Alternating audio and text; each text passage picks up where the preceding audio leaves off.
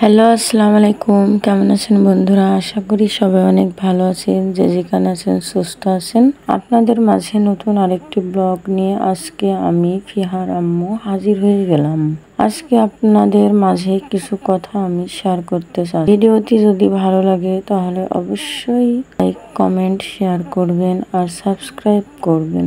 যে বাড়িতে মেয়েদের জন্ম হয়, বেড়ে ওঠা, শৈশব, কিশোর 15-20টা বছর ওই মেয়ে বাড়িতে থাকে, বাবার বাড়িতে। কিন্তু যখনই মেয়েটার বিয়ে হয়ে যায় তখনই মেয়েটা একসময় ওই বাড়ির মেহমান হয়ে যায়। এটা যে কত বড় মেয়েদের স্যাক্রিফাইস শুধু একমাত্র মেয়েরাই বুঝবে, বাকি মানুষরা কিছুই বুঝবে। যা আসলে এটা অন্যরকম। ছেলেরা তো নিজের বাড়ি ঘর, বাবা মা, আত্মীয় স্বজন সবাই একসাথে থাকে, কিন্তু একটা মেয়েকে সব কিছু সাইডে এসেই পরিবারে সংসার করতে হয়। কিন্তু এটা কিন্তু চরম একটা স্যাক্রিফাইস।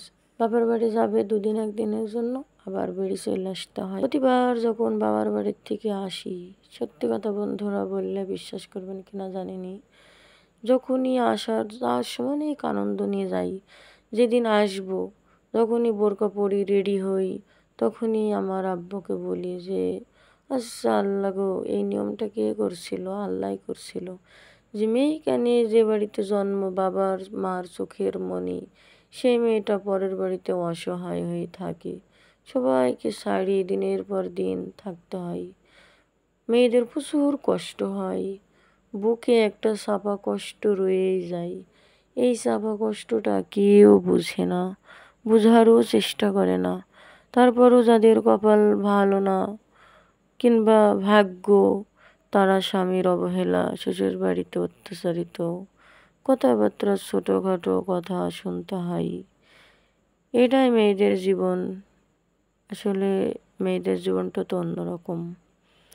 কিন্তু আস্তে আস্তে মেয়েটা এক সময় ওই বাড়ির মেহমান হয়ে যায়। যখন বাবা মা থাকবে না তখন তো আর প্রত্যেকটা মেয়েরই হয়, তখন তো আর ওই বাড়িতে থাকা যায় না। তারপরও মেয়েদের দুইটা বাড়ি, একটা বাবার বাড়ির, একটা স্বামীর বাড়ি। স্বামীর তাড়ি দিলে মার বাড়ি, মা বাপ তাড়ি দিলে স্বামীর বাড়ি। যাক, মেয়েদের ভালো এক প্রকার। যাই হোক, এই যে অনেক গল্প করতে করতে মাছের ডিমটা ভেজে নিচ্ছি, আর মাগরিবের আজান হয়ে গেছে তাই অন্ধকার মনে হচ্ছে। আমার মেয়ের মাছের ডিমটা অনেক পছন্দ। সত্যি কথা বলতে কি, বলতে হয় না, মা হয়ে ও খায় না তেমন কিছু, কিন্তু এইটা ও একবার এর আগে বাটা মাছ কিনে এসেছিল, ভাজছিলাম, ডিম অনেক পছন্দ করছে। যে যেখানে থাকবেন সুস্থ থাকবেন, নিজের প্রতি খেয়াল নেবেন, ফ্যামিলির সবাইকে দেখাশোনা করবেন, আমাদের জন্য দোয়া করবেন, আমরাও আপনাদের জন্য দোয়া করব। ফ্যামিলির সবাইকে আল্লাহ হাফেজ।